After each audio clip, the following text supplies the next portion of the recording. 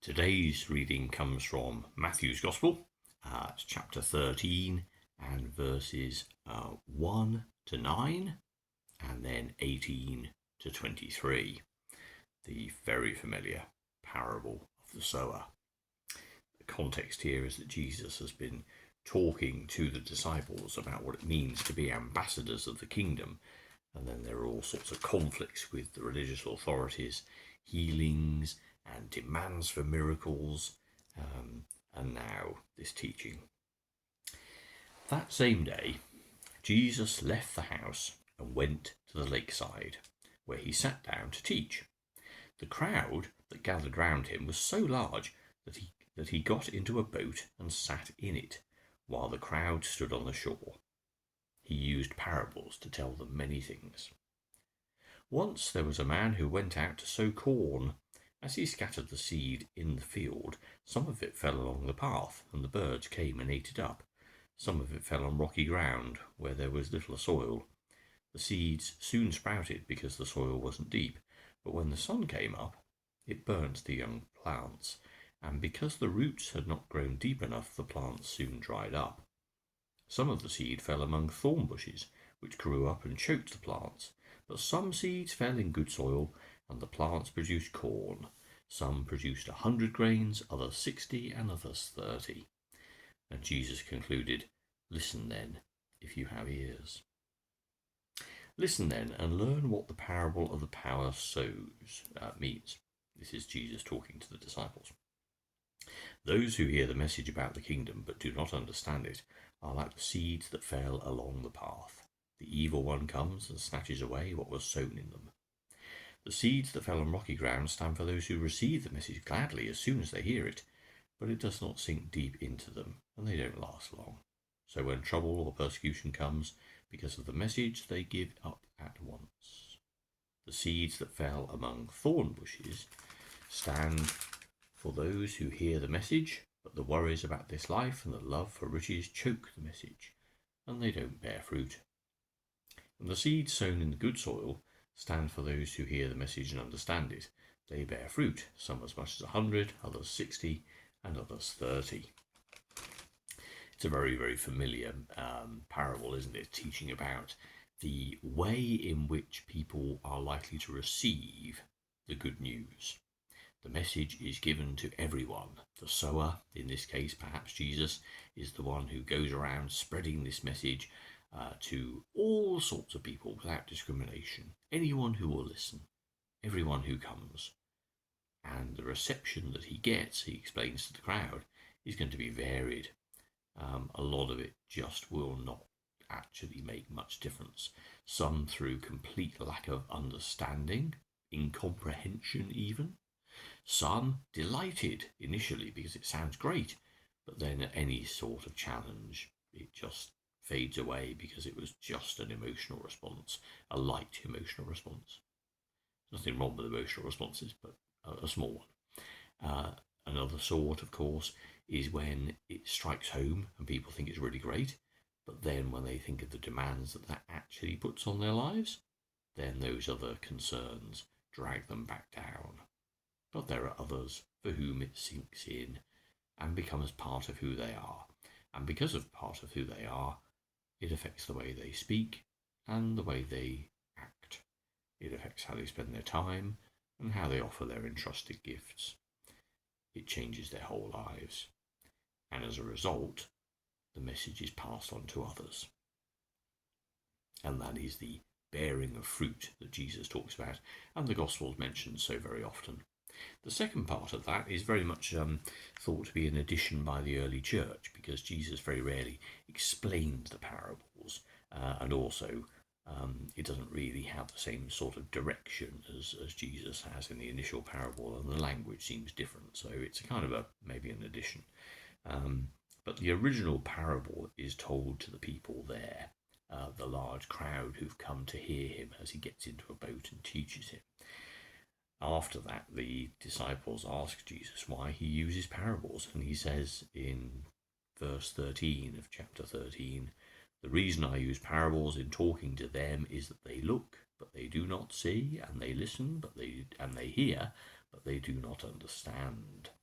So it's a way of getting across that language to tell a deeper truth, and that's why the parables are used.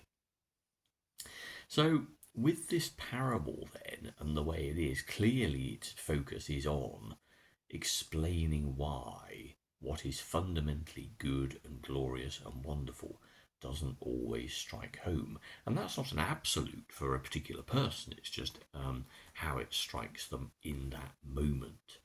Do they actually clutch onto it with great joy, or does it just skim over their heads? And that's true for all of us every day. In fact, it's a reconnection that we need to make with God in all situations, isn't it? In every encounter with a stranger or a friend, or in every moral dilemma or every decision we make. Are we going to take what we've heard about Jesus and the demands of the good news and use that as our guide, or are we going to be choked by the concerns of our own lives? Or maybe has in fact the message of Jesus not really gone very deep within us anyway? And it's just something we find very easy to ignore when we're living our normal lives. The consequence of that decision is going to be precisely how much of God we as individuals can reflect to other people. Think of it like a mirror that gets all dusty and covered in sort of grime and grease. It becomes less effective at reflecting, and that's the same for us. We can either be bright and shiny for God, or we can be very dim, or indeed not reflect anything at all. People would look at us and not really see any light whatsoever. It's not a judgment thing, it's literally just a state. I suppose if you train really hard to run great distances, you can get better and better and better at it, assuming that your body can take it. And it is a consequence of the amount of effort that you put into your training. Well, it's not quite like that with God's love, but it is a little similar in the sense that the more time you spend with God, the more reflection you make, the more time you dedicate towards welcoming God into your life, the more surrendering you do, the more opening yourself to God's love that you do, the more time you spend in prayer, the more time you spend actually seeing the world around you and the people and engaging with others and trying to do that with that same extravagant love that was given to you. The more you do that, the more experience you pick up, the more awareness, the more familiarity you have with God, the more God becomes not something distant and remote who comes into your life, but something who is real and imminent and close, personal and concrete, something to be depended upon, something to be relied upon, someone to whom you can always speak, someone upon whom you can always depend. And that changes your attitude, just as it does if you have somebody in your life who you love dearly, whether that's a friend or a relation or a partner. But if in those situations you have that relationship with God, then something of that passes on to other people, just like the joy of being in a great relationship with somebody else informs your behavior, enables you to be free and to be generous and extravagant with your own care and laughter and love, because you've received it yourself so much at home. So it is a story that talks about the real encounter that people have with God and God's message.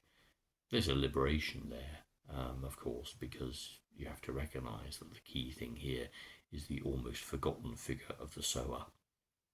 And the sower, of course, is throwing out a lot of seed.